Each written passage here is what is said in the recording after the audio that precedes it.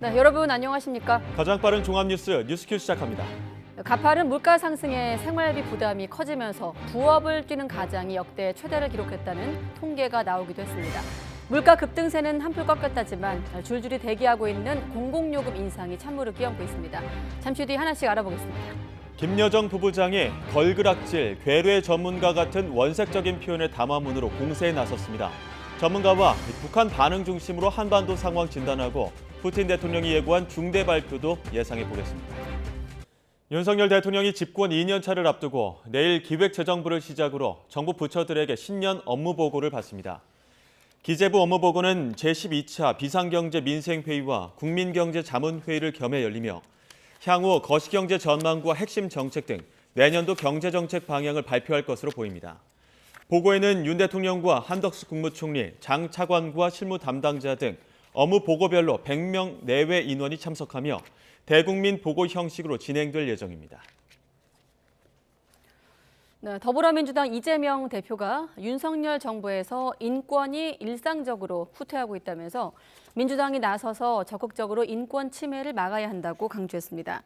이 대표는 국회 민주당 인권위원회 출범식에서 만평을 그렸다는 이유로 학생이 탄압을 받거나 있는 사실을 보도한 기자와 언론사가 핍박을 받는 일이 벌어지고 있다면서 이같이 말했습니다. 이어 과거 막걸리 보안법 때처럼 어떤 말을 했다가 압수수색을 당하거나 문제되지 않을까 걱정해야 하는 상황에서 민주당이 스스로 인권 침해 방지 구제 활동에 적극 나서겠다고 밝혔습니다. 국민의힘 나경원 전 의원은 윤석열 정부의 성공을 뒷받침할 수 있고 총선 때 표를 벌어올 수 있는 사람이 차기 당대표가 돼야 한다고 밝혔습니다. 나 전 의원은 오늘 YTN 뉴스에 출연해 총선에서 사람들이 관심을 갖고 지지를 보여줄 사람이 필요하지 않을까 생각한다며 이같이 말했습니다. 나 전 의원은 이런 부분을 따져보면 누가 적합할지 답이 나올 것 같다면서도 자신은 할 일이 많아 진짜 당대표에 도전할지는 좀 더 생각해 보겠다고 말을 아꼈습니다. 네, 다가오는 성탄절은 일요일이고 또 국경일에만 적용되는 대체 공휴일로도 지정이 되지 않아 아쉽다는 반응들도 있었는데요. 네, 내년부터는 성탄절과 부처님 오신 날 등 종교 기념일까지도 대체 공휴일이 적용될 수 있도록 정부 여당이 시행령 개정을 검토하기로 했습니다. 엄윤주 기자의 보도입니다. 다가오는 성탄절은 일요일, 지난 5월 부처님 오신 날도 일요일이었습니다. 내년 부처님 오신 날도 주말인 토요일, 하루 더 쉴 수 있는 날이 사라져버린 셈입니다. 이들 종교 기념일은 대체 공휴일로도 지정이 안 됐는데 앞서 국회는 관련법을 통과시키면서 국경일이 아닌 이들을 대상에서 제외했습니다. 내년부터는 이 같은 규정이 달라질지도 모릅니다. 여당인 국민의힘이 성탄절 등도 대체 공휴일로 지정하자고 운을 뗐습니다. 대체 휴일제를 시행하고 보니 여행과 외식, 유통업계 내수 진작 효과가 뚜렷하다는 겁니다. 공휴일은 한 해 15일이지만은 내년에는 모두 휴일과 겹치기 때문에 공휴일이 평년보다 이틀 줄어서 13일밖에 되지 않는다고 합니다. 내수 진작, 또 국민 휴식권 확대, 종교계 요청 등을 고려해서 정부도 긍정적으로 검토하는 것으로 알려졌습니다. 이번 업무 보고 과정에서 안 나오면은 안 하는 거고 나오면 하는 거고 아마 그렇게 될 것 같습니다. 대체 공휴일 지정 권한은 대통령 몫으로 남겨놔 정부가 국무회의를 거쳐 시행령만 개정하면 언제든 가능합니다. 더불어민주당도 크게 반대하는 분위기는 아닙니다. 처음 듣는 얘기라 어떻게 하는 게 사리에 맞는지 살펴봐야 되겠습니다. 개인적 의견으로는 노동자의 휴무일을 늘리는 대체 공휴일을 확대하는 것에 대해서는 저는 개인적으로 찬성합니다. 종교기념일 대체 공휴일 지정 문제는 당정 간 어느 정도 사전 교감이 있었던 것으로 알려졌습니다. YTN 엄윤주입니다. 네, 한국은행은 소비자 물가가 당분간 5% 내외 상승률을 이어가겠지만 그 오름세는 점차 둔화할 것으로 전망을 했습니다. 하지만 여전히 높은 수준이 예상되고 있는 만큼 당분간 물가 안정 통화 정책을 이어가겠다고 강조하기도 했습니다. 취재 기자 연결해 보겠습니다. 김지성 기자. 네, 한국은행에 나와 있습니다. 네, 그러니까 이창용 총재가 물가에 중점을 둔 통화 정책을 강조한 겁니까? 네, 물가관리 주무기관이죠. 한국은행은 1년에 2번 물가 점검회의를 열고 설명회를 개최하고 있습니다. 이 자리에서 나온 발언인데요. 먼저 당분간 5% 내외 물가 상승률이 이어질 걸로 전망했습니다. 이창용 총재는 물가 상승률이 목표인 2%를 웃도는 수준이 지속될 거로 예상되는 만큼 물가에 중점을 둔 통화 정책을 이어갈 필요가 있다고 강조했습니다. 금리 인하 시기와 관련한 질문에 대해서도 물가 상승세가 목표치로 수렴한다는 확실한 근거가 있을 때 논의할 수 있다는 게 금융통화위원들의 다수 의견이라며 선을 그었습니다. 이 총재는 다만 앞으로 물가 오름세는 점차 둔화할 걸로 내다봤습니다. 둔화 속도와 관련해서는 국제 유가와 환율, 공공요금 등에 따른 불확실성이 크다고 봤는데요. 특히 내년 전기요금 인상폭은 그간 누적된 원가 상승 부담이 반영되면서 지난달 전망보다 확대될 가능성이 커 보인다고 덧붙였습니다. 반면 최근 낮아진 국제유가와 국내외 경기 둔화폭 확대, 또 부동산 경기 위축 등은 물가를 낮출 수 있는 요인으로 지적하기도 했습니다. 이 총재는 올해 전 세계적인 물가 상승에 대응하며 기준금리가 가파르게 올라 우리 국민들도 적지 않은 어려움을 겪었지만 불가피한 선택이었음을 이해해주기 바란다고 밝혔습니다. 또 내년 상반기엔 경기가 크게 어려울 것으로 예측한다며 현재 경기 침체로 갈지를 판단하는 경계선에 있다고 진단했습니다. 그러면서 앞으로 통화정책 방향은 국내 경기 둔화 속도 등을 고려해서 다음 달 열리는 금융통화위원회에서 더 자세히 논의하겠다고 덧붙였습니다. 지금까지 한국은행에서 YTN 김지선입니다. 네, 방금 전에 국민적 어려움이라는 표현이 있었는데 연결해서 올해 가파른 물가 상승에 생활비 부담이 올라가면서 부업을 뛰는 가구주가 36만 명을 넘어서 역대 최다를 기록하기도 했습니다. 전국경제연합회가 통계청 자료를 분석한 결과 올해 1에서 3분기 가장인 부업자는 36만 8천 명으로 전체 67.3%를 차지했습니다. 이는 역대 최고치였던 지난해보다 3만 명 넘게 늘었고 지난 2017년과 비교해보면 41%가 급증한 수치입니다. 네, 그런가 하면 중장년층 절반 이상이 내 집 마련을 하지 못했고 은행 빚이 있는 경우도 60% 육박하고 있는 것으로 나타났습니다. 역시 통계청 자료인데 만 40세에서 64세 중장년 인구는 지난해 11월 기준으로 2,018만 2천 명으로 한 해 전보다 9만 6천 명이 늘었습니다.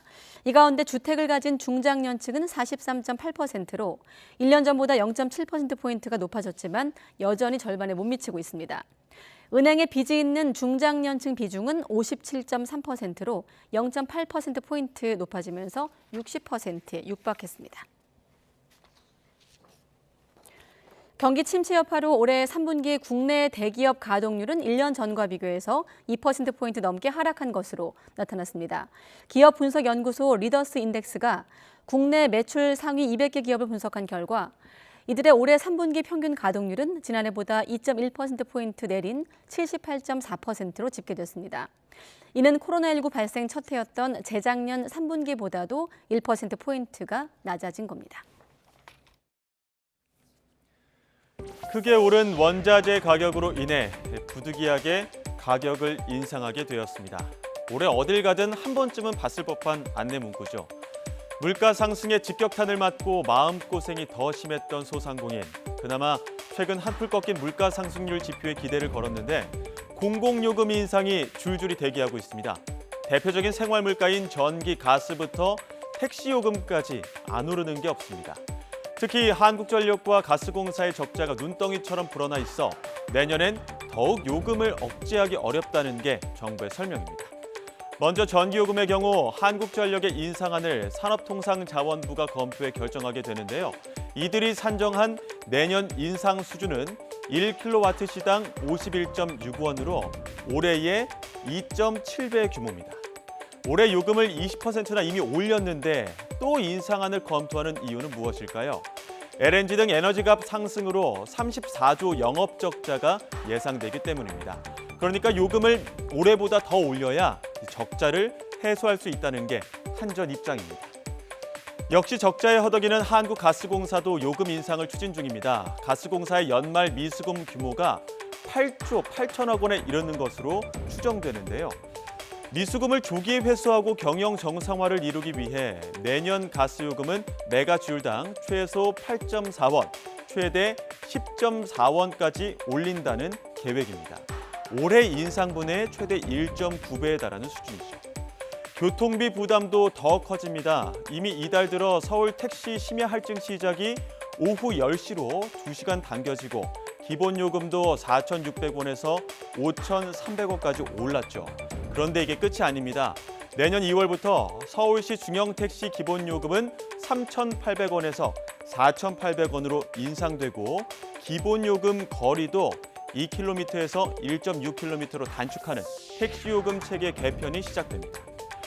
월급과 아이 성적 빼고 다 오른다는 말이 나올 만큼 고물가에 시달린 2022년. 연말 모임마저 부담스러울 정도인데요. 공공요금 인상은 물가 상승 압력으로 작용할 수 있어 서민들, 특히 취약계층이 느끼는 체감 물가는 더 높아질 것으로 보입니다.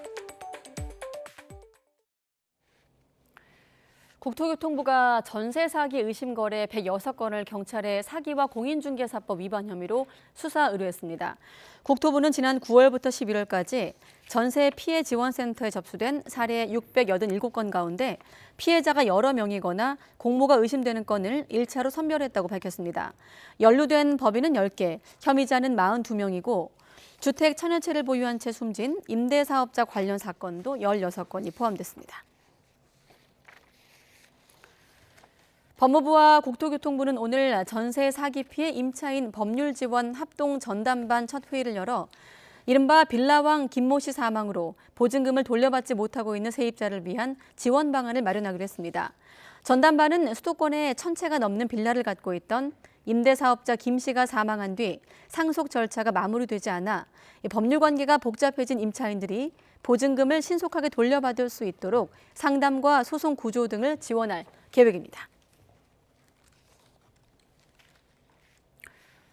네, 근로자 30인 미만 영세 사업장을 대상으로 한 8시간 추가 연장 근로제가 올해 말에 일몰을 앞두고 있는데요.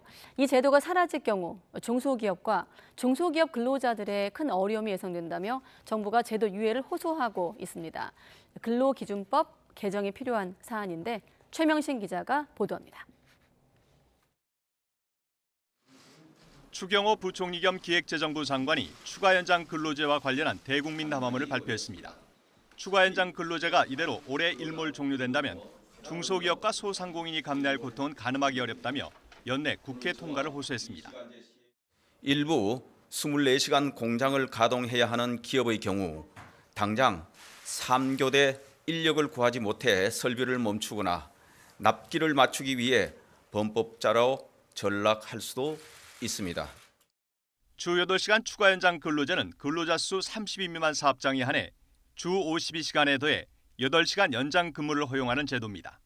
지난 2018년 주 52시간 근무제 도입 당시 영세 사업장의 충격을 완화하기 위해 올해 말까지 한시적으로 도입됐습니다. 추가 연장 근로제 연장은 근로기준법 개정 사안입니다. 이 때문에 국회 논의가 필수적인데 여야 시각차가 크게 엇갈리고 있습니다. 여당은 정부 요청대로 연장 개정안을 국회에 제출했지만 야당은 근로시간 단축이라는 시대 추세에 역행한다며 반대 입장을 고수하고 있습니다. 현재 30인 미만 영세사업장은 63만 개로 603만 명의 근로자가 일하고 있습니다. 조사 결과 이들 가운데 91%가 추가 연장 근로제를 활용 중이고 일몰 도래 시 인력 대책이 없다는 응답이 75.5%에 달할 만큼 사정이 심각하다는 게 업계의 설명입니다. 뭐 대책이 없는 거예요. 뭐 바쁘면 그냥 위반하고 법을 위반하더라도 뭐 할 수밖에 없잖아요. 뭐 당연한 거죠. 거기 납기 못 마치든지 수출 납기 못 마치든지 아니면 납품 못하면 거기 페널티 받게 되는데. 정부는 일몰 연장 법안이 무산될 경우 산업 현장 혼란을 최소화하기 위해 특별 연장 근로를 한식으로 확대 허용하는 방안 등을 적극 검토하고 있는 것으로 전해졌습니다. YTN 최명신입니다.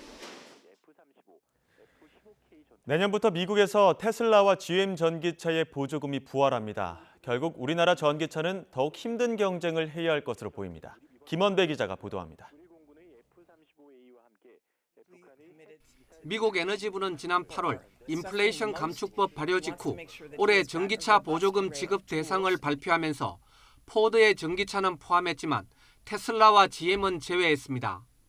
테슬라와 GM은 북미에서 최종 조립해야 한다는 인플레이션 감축법 상의 조건은 충족했지만 한 회사당 20만 대까지만 세액 공제를 준다는 한도 조건에 걸렸습니다.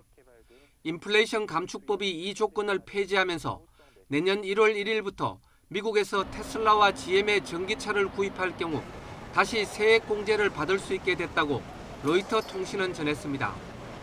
미국 전기차 시장 점유율 70%를 차지하고 있는 테슬라 전기차에 대해 내년부터 세액 공제 혜택이 살아나면서 현대 기아차는 더욱 힘든 경쟁을 해야만 할 것으로 보입니다. 현대 기아차의 전기차는 전량 우리나라에서 생산돼 미국으로 수출되기 때문에 세액 공제 대상이 아니어서 인플레이션 감축법 시행 이후 판매가 급감하고 있습니다. 전기차 배터리에 들어가는 부품과 핵심 광물의 일정 비율을 북미 지역 등에서 생산해야만 세액 공제 혜택을 제공하는 인플레이션 감축법의 관련 조항은 내년 3월부터 적용될 것으로 보입니다. 미국 재무부는 핵심 광물과 배터리 부품 조건에 대한 지침을 담은 규칙안을 내년 3월에 공지할 계획이라고 밝혔습니다. 그러면서 법규에 따라 핵심 광물과 배터리 부품 조건은 재무부가 규칙안을 공지한 이후에만 적용된다고 덧붙였습니다. 미국 재무부는 북미 최종 조립 조건과 관련한 세부 규정을 언제 발표할지는 언급하지 않았습니다. 다만 소비자와 제조사를 위한 친환경차 관련 추가 지침을 마련 중이라고 밝혔습니다. YTN 김원배입니다.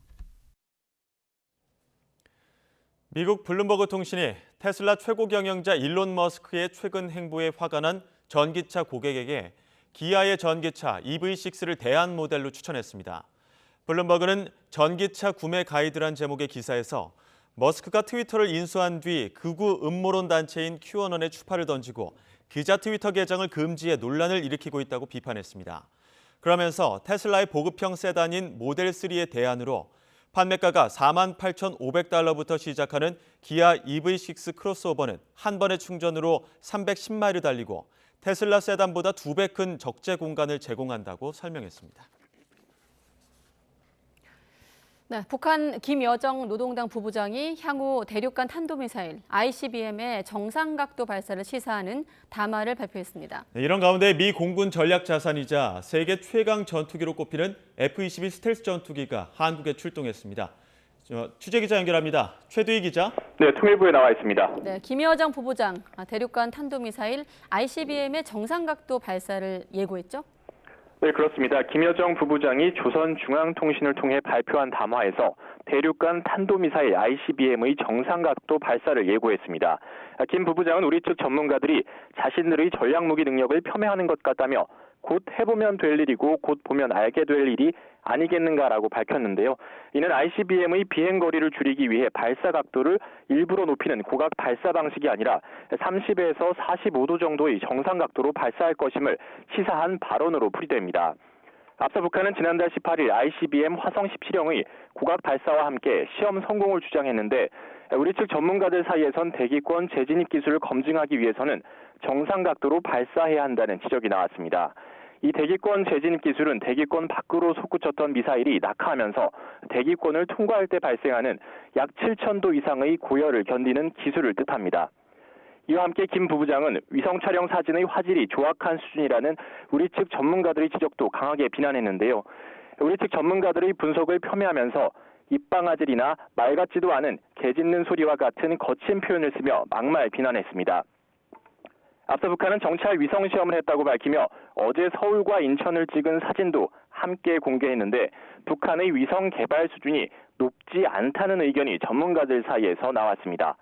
김 부부장은 통일부를 향해서도 윤석열 정부의 비핵화 로드맵인 담대한 구상을 황당한 망상이라고 비난했는데요. 이에 대해 통일부 당국자는 정부는 북한의 반응에 일희일비하지 않고 일관된 입장으로 담대한 구상을 흔들림 없이 추진하겠다고 밝혔습니다. 네, 이런 가운데 미 공군 F-22 스텔스 전투기가 4년여 만에 한반도에 전개됐다고요? 네, 그렇습니다. 현존 최강의 5세대 스텔스 전투기이자 미국의 전략무기인 F-22 랩터가 4년여 만에 한반도에 출동했습니다. 이와 관련해 우리 군은 미국 전략폭격기 B-52H 한반도 인근 전개를 계기로 한미연합 공군훈련을 실시했다고 밝혔는데요. 군은 이번 훈련은 F-22와 우리 측의 F-35, F-15K 전투기가 참여한 가운데 제주도 서남방의 한국 방공식별구역 일대에서 한미연합 공군훈련을 했다고 덧붙였습니다. 훈련 후에 B-52H는 일본 기지로 복귀했지만 F-22 전투기는 이번 주 국내에 머물며 우리 공군의 F-35A와 함께 북한의 핵 미사일 위협에 대한 대응 능력을 강화하는 데 중점을 두고 훈련을 진행할 예정입니다. 이 F-22 전투기는 지난 2006년 6월 전투훈련 당시 F-15와 F-16 전투기 등과의 가상 대결에서 한 대의 손실도 없이 144대 0이라는 격추 기록을 세우면서 현존 최강의 전투기로 불려왔습니다. 이번 미국의 전략무기의 한반도 전개는 북한이 군사 정찰 위성 시험 발사 주장을 편대 이어 핵 개발과 같이 도발 수위를 높이는 데 따른 경고 메시지로 보입니다. 우리 군은 이번 훈련이 한미 간의 상호 운용성 향상은 물론 연합작전 수행 능력을 강화하는 데 크게 기여했다고 평가하면서 한미 동맹의 방위태세를 확고히 할 것이라고 강조했습니다. 지금까지 통일부에서 YTN 최두입니다. 미 국무부가 북한의 탄도미사일 발사에 대한 한미일 세 나라의 사전 정보 공유와 관련해 한국, 일본과 거의 상시적으로 소통하고 있다고 밝혔습니다. 네드 프라이스 대변인은 브리핑에서 북한 미사일 발사와 관련해 한미일 3국 간의 사전 정보가 공유되는지에 대한 질문에 북한의 도발에 대한 사후 평가에서도 그렇게 하고 있다면서 이같이 말했습니다. 이어 국무부와 함께 국방부, 다른 정보기관들도 한국, 일본과 소통하고 있다고 덧붙였습니다. 네, 다시 한번 정리해보면 북한이 이 정찰 위성 발사를 주장한 이후 의구심이 제기되자 오늘 김여정 노동당 부부장이 직접 나서서 강하게 반박을 했습니다. 대륙간 탄도미사일 ICBM의 정상각도 발사 가능성까지 시사했는데요. 한 달여 만에 막말 담아내는 의도, 그리고 향후 북한의 행보까지 이번엔 이물출 경남대 극동문제연구소 교수님과 함께 더 들어가 보겠습니다. 네, 안녕하십니까? 네, 안녕하십니까? 네, 김여정 부부장이 최근에 막말 담화를 좀 잇따라 발표했는데 오늘은 좀 내용도 긴데 잠시 뒤에 여쭤보기로 하고 그걸 좀 이해하기 전에 북한의 군사정찰 위성 개발에 대한 좀 이해가 필요할 것 같습니다. 예, 지금 그 북한이 ICBM을 계속 지금 시험 발사도 하고 네. 또 그 외에 다양한 지금 그 전략 전술 무기를 지금 개발하고 있는데 네. 이런 어떤 무기들의 효과를 극대화하기 위해서는 군사 정찰 위성이 반드시 필요한 겁니다. 그래 이게 없어서 되는 게 아니고 예. 이걸 반드시 있어야 됩니다. 그래야 자신들이 계속 얘기하고 있는 선제 타격 능력을 높일 수도 있고 네. 또 상대방이 어떻게 지금 군사적 대응을 하는지를 사전에 또 포착도 해야 되잖아요, 그죠? 네. 그리고 또 자기들이 이제 공격을 받으면 또 보복 공격을 하기 위해서라도 정확한 그 영상 정보가 필요한 겁니다. 예. 그래서 이제 이 그 군사 정찰 위성의 핵심 성능은 얼마나 정확하고 그 선명한 그 영상 정보를 확보할 수 있느냐.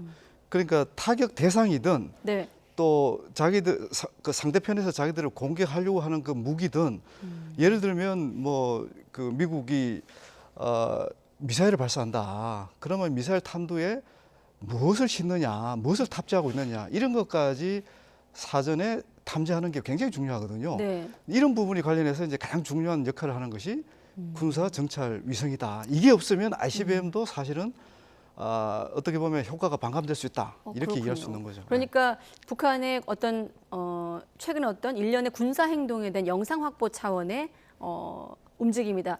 구체적으로 지금 내용에 내년 4월까지 군사 정찰 위성 1호기를 준비를 끝낼 것이다라는 말이 그렇죠. 있거든요. 예. 조금 더 설명해 주시면요. 자, 그래서 이제 과연 이게 우리 정부가 얘기하는 군당부 얘기하는 중거리 미사일이냐, 탄도 미사일이냐, 아니면 네. 이제 인공위성이냐 이렇게 이제 보는 건데 우선 우리가 이해해야 될 게 방금 제가 설명했지만 북한이 군사 정찰 위성을 위해서 얼마나 과거부터 지금까지 노력해 왔느냐를 우선 봐야 되는데 네. 당장 올해 또 2월달, 3월달에 정찰 인공위성을 시험 발사했어요. 우리는 그게 이제 ICBM 시험 발사라고 또 규정을 했죠. 네. 그때 얘기한 게 뭔가 하면 군사 정찰 위성 개발을 위한 중요 시험을 했다.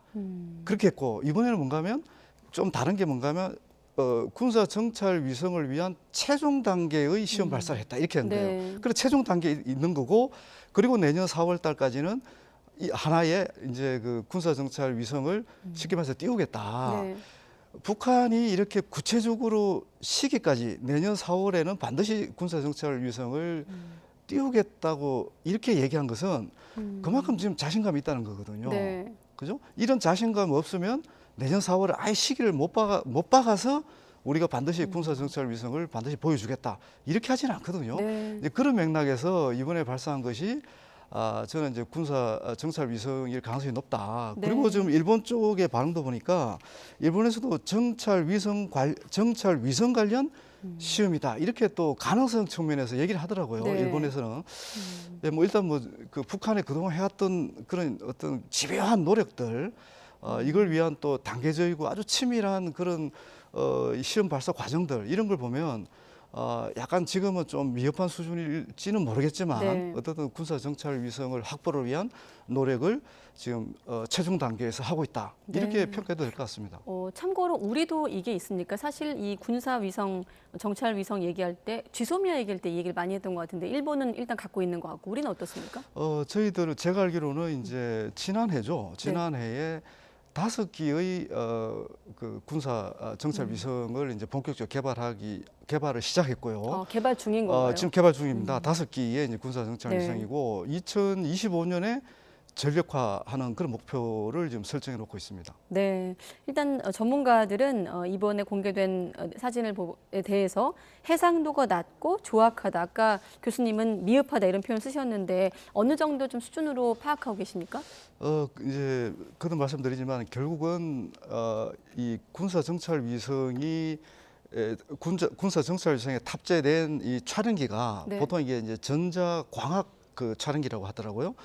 이 촬영기가 자기들이 촬영하는 그 지상에 있는 그 대상물을 아주 미세하게 이걸 촬영을 해야 됩니다. 네네. 촬영을 해야 되는데 그걸 이제 분해 능 촬영 장비라고 북한은 얘기를 합니다. 이게 이제 분해 능이라는 것이 결국은 네. 아주 물체의 미세한 부분을 식별하는 이 렌즈의 능력입니다. 그 카메라 렌즈의 능력이죠. 그게 이제 북한은 어제 이제 얘기하기는 그 시험용으로 한 200m 그거를 이제 장착해서 했다. 그 네. 200m라는 게 이 거리가 짧을수록 아주 미세하게 촬영이 가능한 거예요. 그래서 이제 전문가들은 정찰 위성급으로 인정을 받으려면 0.5m 또는 1m 정도의 고분해능 촬영 장비를 장착해야 된다. 이렇게 얘기하는 거예요. 예. 그러니까 지금 어제 그 발사한 것은 그게 아니라는 거죠. 20m 보내는 그렇죠. 거죠? 20m. 예. 그러니까 이제 김여정 이 부부장이 얘기를 하는 거죠. 우리가 이거 시험용이기 때문에 어차피 한번 쏘고 버릴 건데 네. 어떻게 그걸 실제 이제 군사 정찰 위성을 완성품을 쏠 때 탑재할 걸 왜 시험할 때 이걸 사용하느냐. 네. 이제 그렇게 이제 김여정은 반발한 거죠. 그렇군요. 그러니까 네. 기술적인 측면에서도 그런 설명이 가능하고 다시 한번 보여주시죠. 마침 아까 교수님 옆으로 사진이 나갔는데 그 사진 중에서도 용산을 중심에 둔 서울 사진이 이제 보이면서 또 어떤 의도냐 이런 여러 가지 분석이 있는데 교수님은 어떻게 보십니까? 이제 뭐 많은 분들은 저게 이제 일종의 공격 대상물을 미리 시사한 거 아니냐 이렇게 보는데 저는 조금 또 좀 신중하게 보는 편입니다. 예. 그러니까 김여정 그 부부장 담화물에 나와 있지만 어떻든 이 시험용 그 정찰 위성을 이제 그러니까 좀 더 구체적이게 하면 시험용 촬영 장비를 이제 그 발사를 해본 거죠. 네. 인공위성에 실어서 발사를 해봤는데 시험용 촬영 장비. 그죠? 예. 이제 그래 했는데 거기서 찍은 사진의 일부분을 노동신문을 통해서 북한 주민들에게 있는 그대로 알려주기 위해서 자기는 공개한 거다. 이렇게 설명 그렇게 하고 있어요. 네. 뭐 그렇지만 이제 북한의 주장을 또 액면 그대로 또 신뢰할 수 있을지는 또 별도의 문제고. 네. 어떻든 북한은 이제 이게 아주 조금은 조악한 수준이긴 하지만 정찰 그 위성이 지금 작동하고 있다. 자기들은 이제 만족하는 거예요 지금. 네. 그러니까 가장 중요한 게 어떻든 이 군사용 정찰 위성에서 어떤 중요한 대상물을 촬영을 하고 그걸 이제 그 관제센터에서 그걸 예를 들어서 이제 인공위성에서 그걸 발사를 하면 그걸 발신을 하면 송신을 하면 그걸 관제센터에 받을 거 아닙니까, 그죠? 예. 그 받은 걸 이제 공개를 한 거거든요. 그러니까 그래서 이제 자기들이 이번 시험 발사는 어느 정도 성공했다. 그리고 최종적으로 이제 완성도가 높은 군사용 정찰 위성은 내년 4월달에 그러면 띄우겠다. 네. 뭐 이렇게 지금 얘기를 하고 있는 거죠. 그런데 또 일부 전문가들 시각에서는 물론 좀 이 질문이 허무하고 좀 공허할 수도 있겠습니다만 정찰 위성 시험이 맞는가라는 또 의문을 제기하고 있거든요. 이런 부분은 어떻습니까? 조작 가능성에 대한 의혹? 김정은 위원장이 지금까지 많은 무기 시험을 했고요. 네. 또 그거 관련해서 이제 공개한 것도 있고 또 공개하지 않은 것도 있는데 물론 그동안의 어떤 내용을 보면 100% 진실이 담겨 있다 이렇게 평가할 수는 없을 것 같아요. 예. 부분적으로 뭐 심리전 차원이든 또 기만 차원이든 좀 어떤 그런 측면에서 이제 사진을 공개한 것도 있는데 그런데 이제 그 과거의 패턴을 보고 또 현재의 패턴을 보면 사실 금방 들통이 날 수 있는 거짓된 정보를 공개하지는 않는다. 일단 그렇게 봐야 되거든요. 네네. 왜냐하면 예를 들면 북한 자기들이 지금 군사 정찰 위성을 지금 계속 시험 발사하고 완성도 높이고 있다 얘기도 하고 ICBM도 지금 계속 발사하고 이러고 있는데 그리고 또 사진도 공개하잖아요. 또 공개를 하면 우리 남쪽에서 또 미국 쪽의 전문가들이 이걸 아주 구체적으로 또 분석을 다 하거든요. 또 분석한 내용들을 또 시시각각으로 또 자기들이 언론 보도 내용을 통해서 또 자기들도 그걸 입수를 하고 있어요. 네. 그러다 보니까 이게 이제 자기들이 잘못된 정보를 공개한다면 자기들의 어떤 신뢰성, 무기 성능에 대한 신뢰성을 급격하게 떨어뜨릴 수가 있거든요. 과연 이런 행동을 할까? 이제 그런 부분에 대해서는 제가 좀 의구심을 갖고 있는 거죠. 네. 아무튼 최근 지난 10월을 기점으로 북한의 어떤 전방위적인 도발 이후 북한에서 우린 이렇게 정보를 갖고 있고 탐지력을 좀 과시하려고 밝혔는데 여기에 대해서 우리 전문가들의 평가에 대해서 북한이 이제 오늘 김여정 부부장 같은 경우는 굉장히 불쾌감을 표현했는데 거친 단어를 쓰면서도 반박을 했습니다. 네. 그러니까 이제 우리 전문가들이 저는 잘못 분석했다고 보지를 않습니다. 왜냐하면 자기들이 이제 그 군사용 정찰 위성을 통해서 찍은 2장의 사진을 노동신문에 공개했는데 네. 우리로서는 그것만 보고 분석하고 평가할 수밖에 없잖아요. 그러고 보니까 그 보내온 사진은 굉장히 해상도도 떨어지고 네. 아주 정확한 수준이다. 사실 그렇게 평가할 수밖에 없어요. 예. 그리고 이제 군사 정찰 위성이 되려면 정말 고해상의 아주 해상도가 높은 그런 영상을 이제 증명해 줘야 되는데 네. 이번에 시험 촬영에서는 그걸 안 보여준 거예요. 그죠? 그러니까 전문가들의 분석이나 평가가 잘못됐다 볼 수 없는데 북한은 왜 이 사진만 가지고 그렇게 자기들의 위성 개발 능력과 또 준비 진척 정도를 그렇게 섣부르게 평가하느냐, 왜 그렇게 경솔하게 평가를 하느냐, 이렇게 얘기를 하는 거예요. 네. 근데 이제 이 김여정의 담화에 이제 녹아 있는 그런 생각은 뭔가 하면 자기들이 지금 어떻든 힘들게 첨단 무기를 계속 개발하고 있는데 자기들은 지금 어떻게 보면 굉장히 기적 같은 그런 무기들을 만들고 있는데 네. 우리 남쪽에서 전문가들이라든지 당국에서는 너무 계속 폄하를 하고 이제 그런 거에 대한 이제 반발, 뭐 불평, 불만들 이런 것들이 이제 한꺼번에 쏟아져 나왔다고 보는 거예요. 그러니까 네. 지금까지 과거에는 북한이 뭔가를 무기를 개발하고 또 시험 발사를 하면 그 재원을 공개를 했거든요. 네. 근데 어느 순간부터 북한이 시험 발사만 하고 그 재원에 대해서 공개를 안 하는 거예요. 그럼 우리는 나름대로 보여지는 부분들만 가지고 평가를 할 수밖에 없잖아요. 그죠? 그러다 보니까 이제 북한이 자기들이 좀 과시하고 싶은 거하고 우리가 평가하는 부분하고 계속 차이가 날 수밖에 없는 거예요. 네네. 이제 그런 어떤 불만들이 계속 누적이 되면서 이번 담화를 통해서 좀 많이 좀 쏟아냈다. 막말까지 동원해서 쏟아냈다. 뭐 이렇게 네. 이제 봐야 되겠죠. 제가 입에 그대로 좀 담아서 전달하기 좀 애매한 부분이 민망하죠. 있어서 네. 화면에 좀 준비해 주시고 김여정 부부장의 언급에 대해서 특히나 ICBM 같은 경우는 대기권 기술이 미흡하다 이런 지적에 대해서 김여정 부부장이 보여주시죠. 이렇게 좀 거칠게 표현을 하기도 했는데 어떻습니까? 이렇게 좀 담화 이후에 지금 보면 정상각도 발사를 시사했거든요. 이렇게 좀 담화문 발표 이후 실행으로 옮겨질까요? 어떻게 예상하십니까?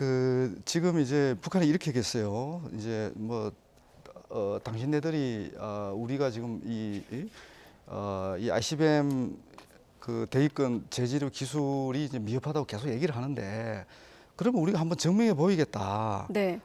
이제 그렇게 일단 얘기를 했어요. 얘기를 했는데 사실은 이제 이 재진입 기술을 보여주기 위해서는 정상 각도로 발사하는 게 불가피하다 이렇게 이제 보는 거잖아요. 근데 정상 각도라는 게 이제 30도에서 45도 정도로 이제 발사를 하게 되면 네. 적어도 6,000km 이상을 이제 날아가게 되는 거예요. 이제 그러다 보면 뭐 하와이라든지 또 미국 영토에 근접한 그런 어떤 이제 탄도 능력을 보여줄 수가 있겠죠, 그죠? 이제 이런 부분들이 굉장히 이제 위험하다고 이제 저희들이 보는 거예요. 네. 왜냐하면 미국이 가만히 있지 않을 거고 여기 대해서 이제 요격을 할 수도 있는 거잖아요. 이제 그랬을 경우 이제 또 북한이 받을 수 있는 여러 가지 또 뭐랄까요, 위협이라든지 타격이 또 있을 수 있는 거예요. 네. 그러니까 북한은 이렇게 이제 엄포는 나왔지만 실제 정상 각도로 발사할지 여부는 사실 좀 더 지켜봐야 된다. 이렇게 일단 저는 보여지고요. 근데 이제 분명한 것은 자기들이 이 대기권 돌입 기술을 반드시 확보하려고 하는 의지를 좀 보여주고 있는 거고, 그리고 지금까지 발사한 이 ICBM도 결국은 자기들이 지금 계속 이런 기술 진전을 보여주고 있다. 이걸 지금 계속 강조를 하고 있거든요. 네. 이런 부분들이 저희들이 굉장히 또 우려스럽게 봐야 될 부분이죠. 그러니까 북한의 이런 반발이 어떤 사실에 근거하지 않은 막연한 음포라면 저희들이 또 뭐 가볍게 넘어갈 수 있는데, 네. 이 김여정의 담화 내용에는 상당히 우리가 의미심장해 볼 팩터들이 많다. 이를테면 어떤 게 가장 눈에 띄십니까? 그러니까 이제 방금 얘기했던 이제 대기권 재진입 기술과 관련해서도 자기들이 이제 이 ICBM 발사를 했는데 이게 이제 조종 전투부의 원격 자료를 이게 탄착 순간까지 계속 자기들이 수신하고 있다, 수신해왔다. 그거는 뭔가 하면 상당, 그러니까 대기권에 재진입해서 한 이후에도 자기들이 거기에서 받아들이는 어떤 신호들을 받아들이고 있다. 어느 정도는 이제 역할을 이제 그런 기능이 있다는 것을 이제 강조하는 거거든요. 네. 그 부분도 있고 뭐 하여튼 여러 가지 내용들이 많더라고요. 주목할 부분들이. 네, 예. 알겠습니다. 자, 올해도 열흘 정도밖에 남지 않은 상황이고 돌이켜 보면 뭐 교수님하고도 북한이 도발할 때마다 속보를 통해서도 교수님과 좀 분석을 했습니다만 전례 없는 어떤 전방위적 도발을 감행하면서 안전핀 역할을 했던 지금 9.19 군사합의도 위반하기도 했고, 사실 담화문 발표 이후 매번 그랬던 건 아니지만 도발로 이어진 경우들도 있었거든요. 이렇게 한번 질문 드릴게요. 뭐 도발 가능성은 여러 번 질문 드렸으니까 지금의 어떤 북한이 바라보고 있는 지향점은 종착점이 대화일까요? 아니면 대치 국면일까요? 어떻게 보십니까? 이 부분과 관련해서는 이제 김정은 위원장이 여러 차례 얘기했습니다. 미국의 대북 적대시 정책이 중단될 때까지 자기들은 핵 미사일 무력을 계속 고도화시키겠다. 그리고 미국이 자신들을 향해서 어떤 군사적 위협도 하지 않는 순간까지는 자기들은 계속 핵 무력을 계속 강화시킬 수밖에 없다. 이렇게 얘기했거든요. 그런데 이제 북한도 이런 이 첨단 무기를 계속 개발할 수 있는 능력이 저는 어느 순간에는 한계에 봉착할 거라 봅니다. 예를 들어서 이번에도 그렇잖아요. 우리 같으면 예를 들면 이런 시험용 군사용 정찰 위성을 발사할 때라도 네. 고성능 첨단 촬영기를 장착할 수 있는 거거든요. 북한은 이제 그런 상황이 안 되니까 예를 들면 발사 미사일도 구형 노동 미사일을 사용을 했고, 그 구형 노동 미사일에 장착한 이 촬영기도 사실은 굉장히 구형인 거죠. 네. 어떻게 보면 시험용 한 번 쓰고 버려야 되니까. 이제 이런 맥락에서 북한도 지금 이런 어떤 첨단 장비들, 자기들이 지금 과시하려고 하는 5대 전략 무기를 만들 때 필요한 여러 가지 이런 첨단 장비들이라든지 부품이라든지 이런 것들이 한계가 있을 수밖에 없는 거예요. 이런 네. 것들이. 그래 계속해서 이렇게 미국하고 맞서서 미국의 대북 적대시 정책이 중단할 때까지 과연 핵 무력과 또 첨단 미사일 무기를 계속 개발할 수 있을까? 이 부분에 대해서 저는 상당히 의구심을 가지고 있거든요. 예. 그러니까 어느 순간, 아직은 저희들이 그 시점을 예측하기 어렵지만 어느 순간 북한은 협상 대화에 나올 수밖에 없다. 근데 그 순간을 아직은 알 수 없고, 아직은 북한이 미흡하다고 하니까 우리를 충분히 더 위협할 수 있는 선제 공격 능력, 또 보복 타격 능력을 계속 지속적으로 개발하고 있는 이 과정들, 네. 그걸 또 기술적으로 어느 정도 증명하고 있는 부분, 이게 이제 상당히 우려스러운 거죠. 네, 질문거리가 많은데 시간이 벌써 거의 다 됐습니다. 마지막으로 일본 얘기를 안 할 수가 없는데 김여정 부부장이 남한을 향해서 이제 담화를 발표했다면 같은 시각, 비슷한 시각의 외무성 같은 경우는 일본을 향해서 침략 노선을 공식화했다. 한반도의 엄중한 안보 위기를 몰고 왔다. 지난주 있었던 일본의 반격 능력 명기한 그 부분을 말하는 것 같거든요. 자, 북한 시점에서 지금 일본의 어떤 안보문서 개정 이 부분은 어떻게 보고 있을까요? 지금 아주 시점이 묘한데, 그죠? 어떻든 북한의 핵 미사일이 고도화되니까 이제 일본도 안보 문서를 개정을 한 거고. 네. 이제 근데 이제 안보문의 핵심이 이제 결국은 뭐 중국을 포함해서 미국도 이제 북한도 필요하면 선제 타격할 수 있겠다. 결국 자위대의 원거리 타격 능력을 이제 갖출 수 있도록 그 권한을 부여를 해줬거든요. 네. 그럼 북한 입장에서도 굉장히 이제 어떻게 보면 굉장히 우려스러운 그런 상황이 이제 발생했는데, 북한은 또 이 일본의 3대 안보문서 개정을 또 빌미로 우리가 5대 전략무기 개발을 더 할 수밖에 없는 명분을 만들어줬다 당신들이. 네. 그래서 우리는 더 지속적으로 더 이 행불력을 더 강화하겠다. 뭐 이렇게 지금 얘기하고 있는 거예요. 이게 이제 계속 지금 악순환이 되고 있는 거거든요. 그런 맥락에서 지금 저희들은 이제 내년 상황이 굉장히 또 우려스러울 수밖에 없잖아요. 결국은 네. 한미일 군사 그 협력이 더 강화될 수밖에 없고 또 일본의 어떤 이런 선제 공격 영역도 이제 갈수록 이렇게 정대될 수밖에 없고 또 여기에 따라서 북한의 또 맞대응도 더 이제 고도화될 수밖에 없고 이제 이런 부분들이 이제 상당히 우려스러운 거죠. 네, 시간은 다 됐는데 제가 30초만 더 쓰면 속보기 때문에 한 가지만 확인하겠습니다. 아까 세계 최강 전투기 F-22 스텔스 전투기가 한국에 출동했거든요. 어떤 의미가 있는지 끝으로 좀 짚어주시죠. 지금 미국은 이제 전략 자산을 수시로 지금 배치를 하고 있고요. 네. 어떤 식으로든 한미 안보 동맹에 대한 어떤 그 의지 그걸 이제 행동으로 지금 보여주고 있는 거 아닌가 이렇게 네. 보여지는 겁니다. 네. 네, 알겠습니다. 또 추가적으로 다음 시간에 북한 관련해서 또 교수님과 짚어보도록 하겠습니다. 네, 이물출 교수와 함께했습니다. 교수님 고맙습니다. 네, 감사합니다.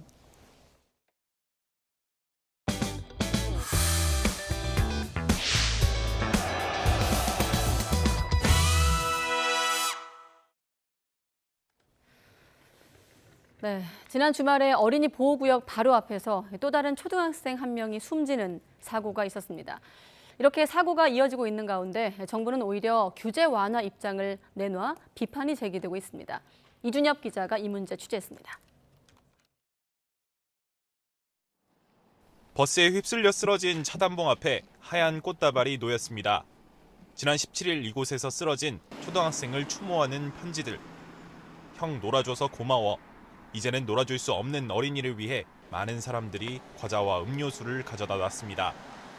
어린아이가 좀 많이 안타깝더라고요. 그래서 꼭 좋은 거 갔으면 좋겠다는 생각이 들어서 그런 마음에 묵념을 했던 것 같아요. 사고 당시 버스는 시속 40km로 운행하던 것으로 조사됐습니다.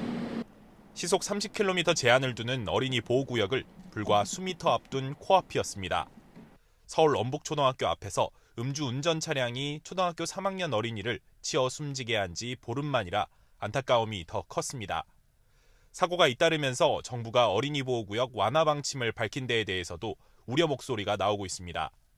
앞서 법제처는 심야와 주말에는 교통사고가 적게 나니 시간 요일과 무관하게 상시 적용되는 속도 제한 규정을 완화하라고 권고했는데 서울에서만 2번 이상 교통사고가 일어난 어린이 보호구역이 25곳에 이르는 상황에서 과연 규제를 완화하는 것이 법 취지에 맞느냐는 겁니다. OECD 37개국 가운데 31개국이 시행하는 안전속도 5030의 정착에도 바람직하지 않다는 지적입니다. 교통 소통이라든가 운전자 편의 등의 가치도 충분히 존중받아야 될 부분이지만 적어도 스쿨존만큼은 교통 안전이라는 가치를 최우선적 가치로 삼고 정부 정책을 다시 한번 재검토해야 될 시점이 게다가 일부 지자체에서도 운전자들의 민원이 잇따른다며 스쿨존 속도 완화 방안을 검토하고 있습니다. 차량 속도를 시속 10km 늦추면 평균 주행 시간은 2분 손해본다고 합니다. 반면에 사고 시 보행자가 다칠 확률은 속도가 느릴수록 확 줄어듭니다. 이분과 소중한 생명, 무엇이 더 중요한지 고민해볼 필요가 있습니다. YTN 이준엽입니다. 이른바 밀정 의혹이 불거진 김순호 행정안전부 경찰국장이 6개월 만에 경찰청장 바로 아래 직급인 치안정감으로 승진했습니다. 정부는 오늘 김순호 국장과 조지호 경찰청 공공안녕정보국장을 치안정감으로 승진하는 인사를 단행했습니다. 김 국장은 경무관에서 치안감으로 승진한 지 불과 6개월 만에 다시 승진 인사에 이름을 올렸습니다. 지난 7월 행안부 초대 경찰국장으로 임명된 김순호 국장은 노동운동을 하던 동료를 밀고 한 뒤 경찰에 특채됐다는 밀정 논란이 YTN 단독 보도로 제기된 바 있습니다. 고 김문기 전 성남도시개발공사 처장을 모른다는 허위 사실을 공표한 혐의로 더불어민주당 이재명 대표를 재판에 넘긴 검찰이 김 전 처장의 유족을 증인으로 신청했습니다. 김 전 처장 유족은 이 대표가 성남시장 시절 김 전 처장과 함께 찍은 사진 등을 공개하며 이 대표가 김 전 처장을 모를 리 없다고 주장하고 있어 김 전 처장 유족이 증인으로 채택되면 이 대표와 법정에서 대면할 것으로 보입니다. 쌍방울 내부자금 횡령 사건과 관련해 전현직 재무담당 임직원 2명이 구속 갈림길에 섰습니다. 수원지방법원은 오늘 오전부터 쌍방울에서 재무담당 부회장을 지냈던 A씨와 현직 재무담당 부장 B씨의 구속 전 피의자 신문을 진행하고 있습니다. 검찰은 이들이 쌍방울 실소유주인 김성태 전 회장 등과 공모해 내부 자금 수백억 원을 횡령했다고 보고 있습니다. 검찰은 이들이 횡령을 통해 조성한 김 전 회장 비자금이 민주당 이재명 대표의 변호사비 대납 의혹의 자금 출처가 아닌지 들여다보고 있습니다. 인터폰처럼 설치해 여러 IT 기기를 관리하는 주택관리용 단말기 월패드를 해킹해 불법 촬영한 영상을 판매하려던 남성이 경찰에 붙잡혔습니다. 전국 638개 아파트 단지 40만여 가구가 해킹 피해를 봤는데 알고 보니 이 남성 언론에도 나왔던 보안 전문가였습니다. 안동준 기자의 보도입니다. 지난해 10월 해외 인터넷 사이트에 본보기 영상과 함께 올라온 글입니다. 글쓴이는 아파트 스마트홈 기기, 즉 월패드에서 영상을 추출했다면서 관심이 있으면 연락하라며 이메일 주소를 남겼습니다. 한국 아파트 대부분을 해킹했다는 말은 허풍이 아니었습니다. 게시글 작성자인 30대 남성 A씨는 지난해 8월부터 석 달 동안 전국의 아파트 단지 638곳, 40만여 가구의 월패드를 해킹했습니다. 월패드 카메라를 마음대로 조작하며 집안 영상을 찍었는데 피해를 입은 집은 40만여 가구에 이릅니다. 놀랍게도 A씨는 과거 한 언론의 보안 전문가로 등장해 월패드 해킹에 대해 직접 설명한 적도 있는 거로 드러났습니다. 또 보안업체에서 일했고 대학에서 정보 보호를 전공하며 쌓은 IT 보안 지식을 이용해 경찰 수사망도 피했습니다. 식당이나 숙박업소와 같은 다중 이용시설에 설치된 무선 공유기를 해킹에 사용하는 치밀함을 보인 겁니다.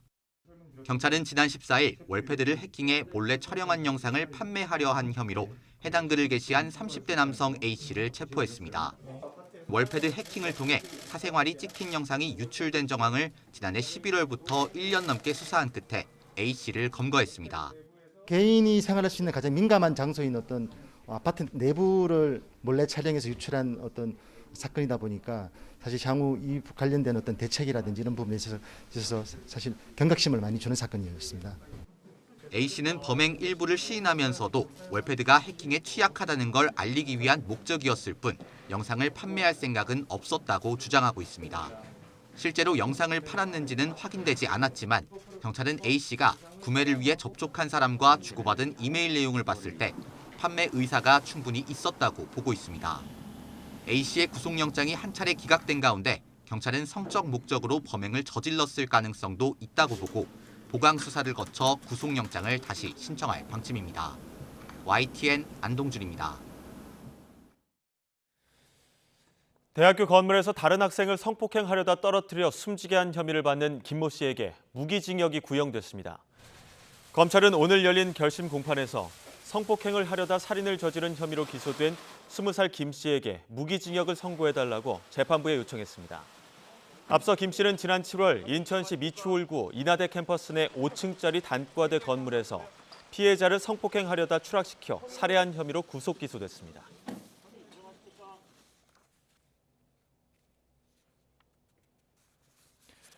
아동 청소년 성착취 영상을 만들고 유포한 제2의 N번방 사건 주범이 최근 호주에서 체포된 가운데 공범 한 명이 추가로 재판에 넘겨졌습니다.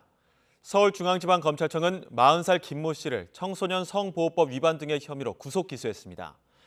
김 씨는 지난해 10월부터 11월 사이 제2의 N번방 사건 주범인 L과 공모해 아동 청소년 성착취 영상과 성인 불법 촬영물을 제작하거나 유포하고 불법 촬영물 2천여 개를 소지한 혐의를 받고 있습니다.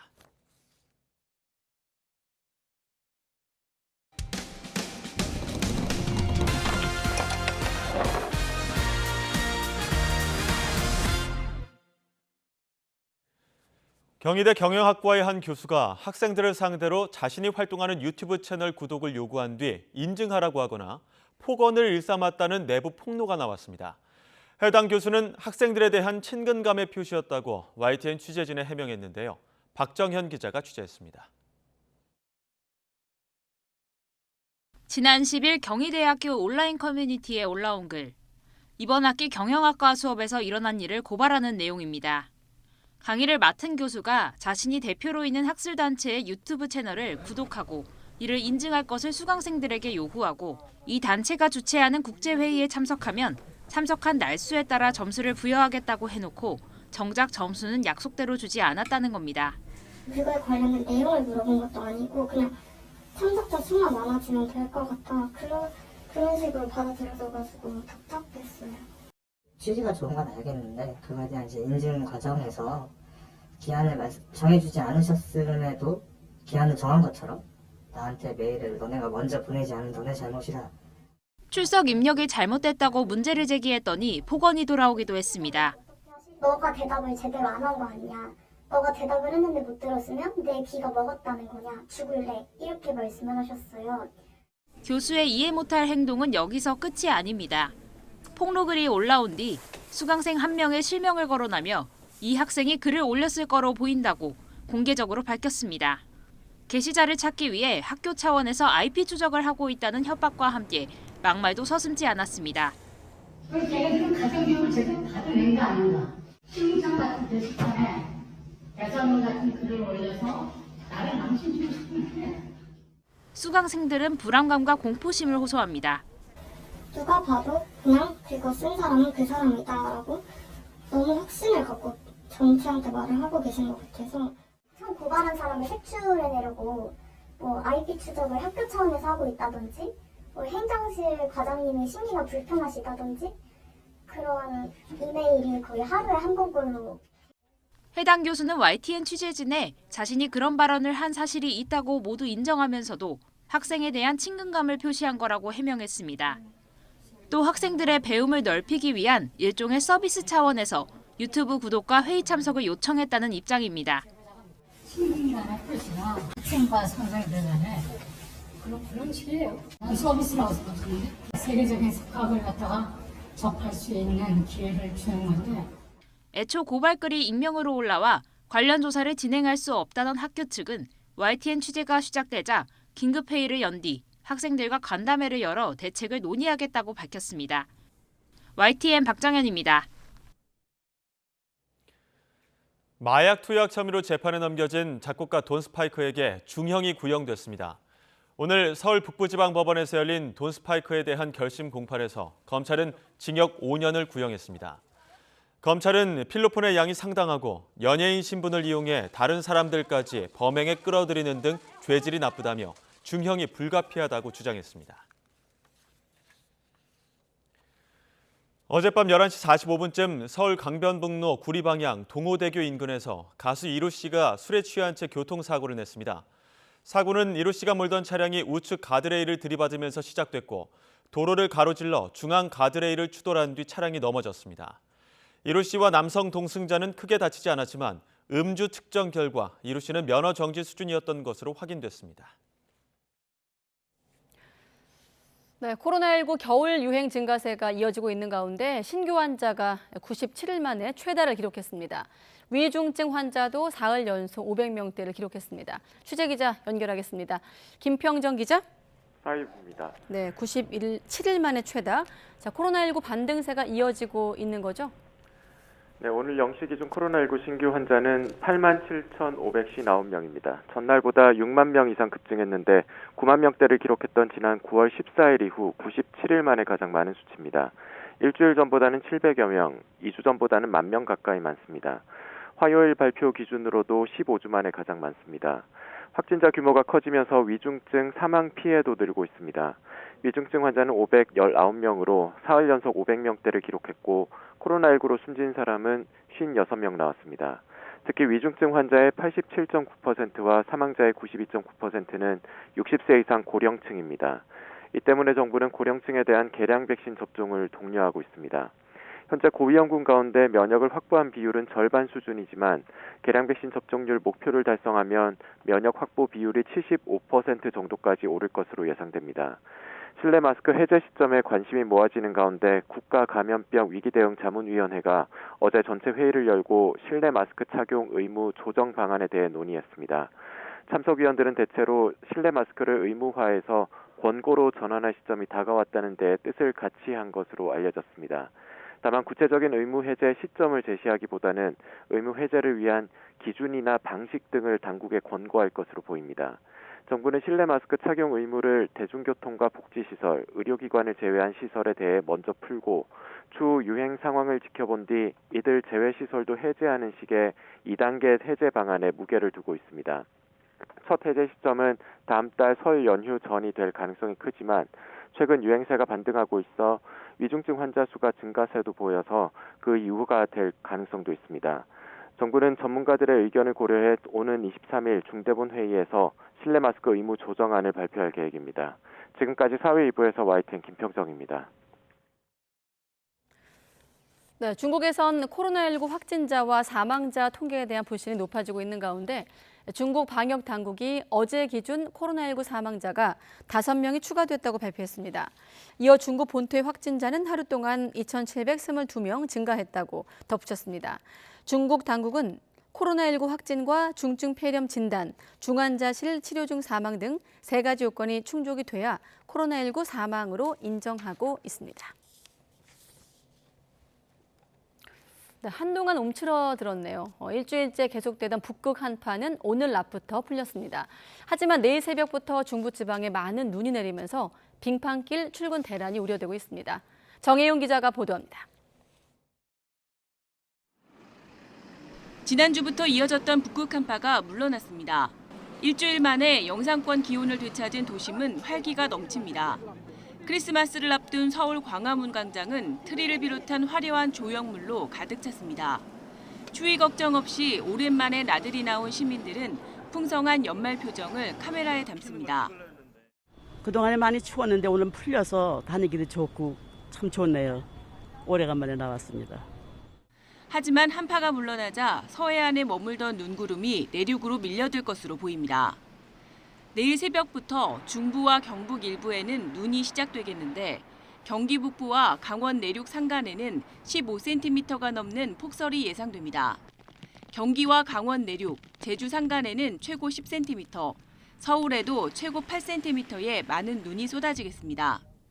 출근길 많은 눈, 퇴근길 내린 눈이 도로에서 얼어붙는 그런 상황이 예상되고 있기 때문에 출퇴근길에는 가급적 대중교통 이용을 당부드립니다. 밤부터는 주춤하던 강추위가 다시 시작되겠습니다. 목요일인 모레 서울 아침 기온은 영하 9도, 금요일에는 영하 14도로 이번 겨울 들어 가장 춥겠습니다. 특히 한파 속에 서해안과 섬 지역에는 크리스마스 이브인 주말 아침까지 또 폭설이 쏟아질 것으로 보입니다. YTN 정혜윤입니다. 네, 내년 설 승차권 예매가 오늘부터 22일까지 온라인과 전화 등 100% 비대면 방식으로 이루어집니다. 코레일은 오늘 오전 9시부터 오후 3시까지 만 65세 이상 고령자와 장애인 복지법상 등록 장애인만 승차권을 예매할 수 있고 내일과 모레는 오전 7시부터 오후 1시까지 모든 국민이 온라인으로 예매할 수 있습니다. 오세훈 서울시장은 지하철 노약자 무임 수송 비용을 정부가 지원해주지 않으면 내년에 지하철 요금을 인상할 수밖에 없다고 말했습니다. 오 시장이 지하철 요금 인상 가능성을 공식적으로 언급한 것은 이번이 처음입니다. 서울 지하철 기본 운임은 2015년 1,050원에서 1,250원으로 인상된 뒤 8년째 동결된 상태이고 인구 고령화로 매년 무임 수송 인원이 늘면서 적자 폭이 확대돼 왔습니다.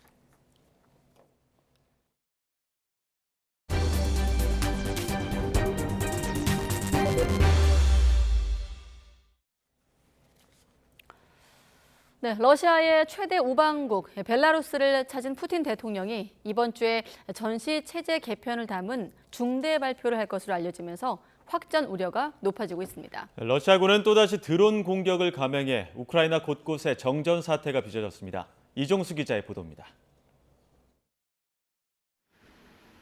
푸틴 러시아 대통령이 3년 반 만에 최대 우방국 벨라루스를 찾아 루카센코 벨라루스 대통령의 환영을 받았습니다. 푸틴 대통령은 루카센코 대통령과의 정상회담에서 벨라루스가 진짜 동맹이라고 강조하고 올해 두 나라 무역 규모가 400억 달러에 이르러 신기록을 세울 것이라며 경제협력 성과도 지켜 세웠습니다. За 9 месяцев текущего года, за 10, он вырос еще на 10% к базе прошлого года. 벨라루스를 찾은 푸틴 대통령이 이번 주 중대 발표를 할 것이라고 독일 DPA 통신과 러시아 국영방송이 보도했습니다. 중대 발표는 러시아 경제체제의 전시체제 개편일 수 있다고 DPA는 전망했습니다. 벨라루스는 자국에서 러시아군 만여 명과 석 달째 합동훈련을 하고 있습니다. 푸틴 대통령의 벨라루스 방문을 계기로 참전 요청을 할 것이란 관측이 나왔지만 러시아는 근거 없고 어리석은 이야기라고 주장했습니다. 러시아는 우크라이나 수도에 있는 일반 주택에까지 드론 공격을 퍼부었습니다. 우크라이나 방공망을 피해 이란산 드론으로 영하의 날씨에 새벽 공습을 벌였습니다. 다른 곳에도 드론 공격을 벌여 부상자가 생기고 우크라이나 10개 지역에 정전 피해가 발생했습니다. Україна була знову атакована іранськими дронами. 34 шахеди. І я говорю і кількість, і назву, і цілком конкретно. Це шахеди. 러시아군은 우크라이나 적경 지역 벨고로드가 공격받았다며 방공 시스템으로 미국산 레이더 요격 고속 미사일 등을 요격했다고 말했습니다. YTN 이종수입니다. 네, 그런가 하면 러시아의 에너지 무기화에 대한 대응책으로 유럽연합이 내년 2월부터 천연가스값 급등을 막기 위한 가격 상한제를 본격 시행합니다. 네, 그동안 이견을 보여온 가격과 적용 방식에 극적으로 합의점을 찾았는데 부작용이 발생하면 즉각 중단됩니다. 보도에 김상우 기자입니다. 러시아는 우크라이나를 침공한 이후 지난 9월 한때 유럽으로 향하는 천연가스 공급관을 잠그고 공급을 줄이는 등 에너지 무기화를 계속 강화하고 있습니다. 유럽연합 EU는 가스 가격의 상한선을 만들어 러시아의 에너지 무기화에 대응하는 방안을 논의해왔으나 각국 사정이 달라서 좀처럼 합의점을 찾지 못해왔습니다. 에너지 수요가 많은 겨울이 본격화하면서 EU 에너지 장관 이사회는 극적으로 접점을 찾았습니다.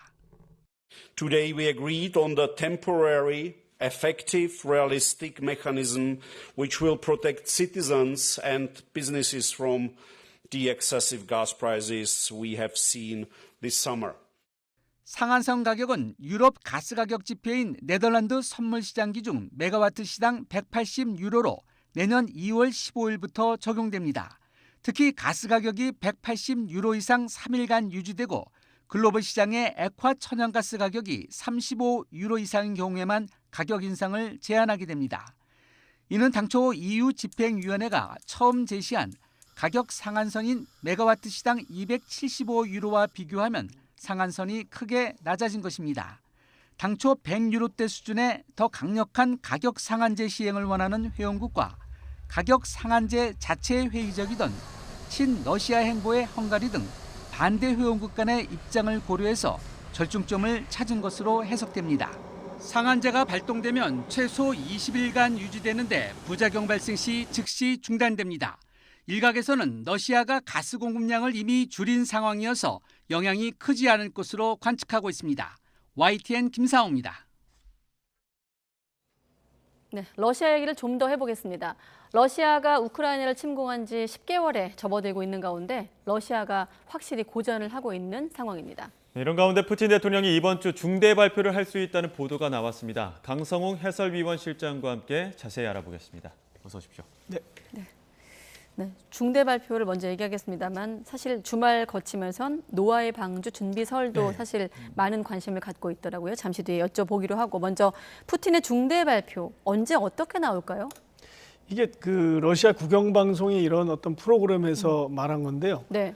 이번 주에 국방 관련 회의에서 푸틴 대통령이 중대 발표를 할 수 있다 이렇게 얘기를 했습니다. 이걸 독일의 DPA 통신이 이제 인용해서 보도해서 좀 국제적으로 이 뉴스가 알려지기 시작했는데, 뭐 이런 보도대로라면 이번 주에 국방 관련 회의에서 뭔가 얘기를 할 수 있다. 저도 좀 더 알아보니까 국방 관련 회의가 연말에 연례적으로 있다고 합니다. 그러니까 거기서 어떤 얘기를 하는 건 분명하고요. 그 다음에 국방 관련 회의이기 때문에 우크라이나 얘기를 할 것 같고, 또 최근에 그 지난주에 보면 이 푸틴 대통령이 잘 안 나타나다가 군사령부에 16일 날 금요일 날 가서 하루 종일 거기서 지휘관들하고 회의를 했고요. 하루 종일? 네. 그리고 어제는 벨라루스를 방문했잖아요. 그러니까 최대 동맹국이죠. 그다음에 또 어제 밤에는 또 지금 상황이 극도로 어렵다 이런 말을 했단 말이에요. 그러니까 이게 지금 계속 그럼 푸틴 대통령이 과연 어떤 카드를 내놓을까? 그거 정말 굉장히 관심이 쏠리는 그런 상황입니다. 예, 앞서 저희 취재 기자 통해서도 리포트 통해서도 들었지만 전시 체제 개편과 관련된 내용들이 좀 담기지 않을까 이런 관측도 나오고 있습니다.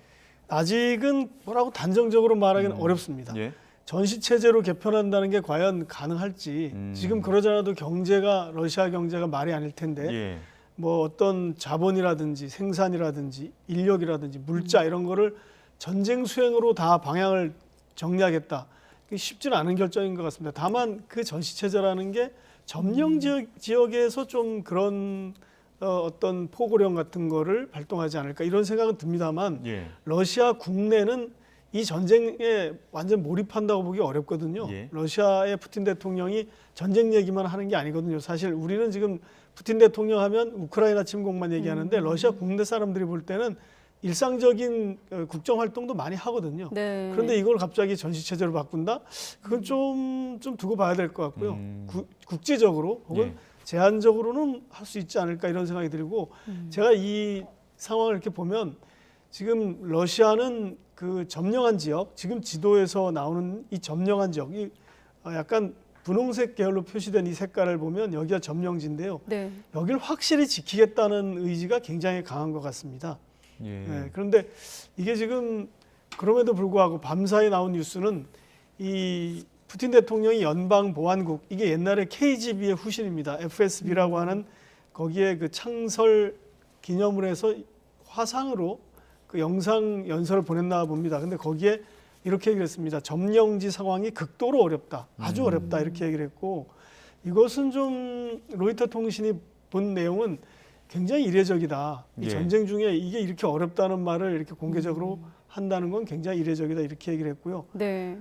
푸틴 대통령이 이 연설에서 이 화상 그 연설에서 한 말은 국경을 확실하게 지켜야 한다. 국경을 넘으려는 시도는 신속하게 효율적으로 저지해야 되는데 뭐 기동부대라든지 어떤 특수부대를 동원해서라도 이걸 막아야 된다.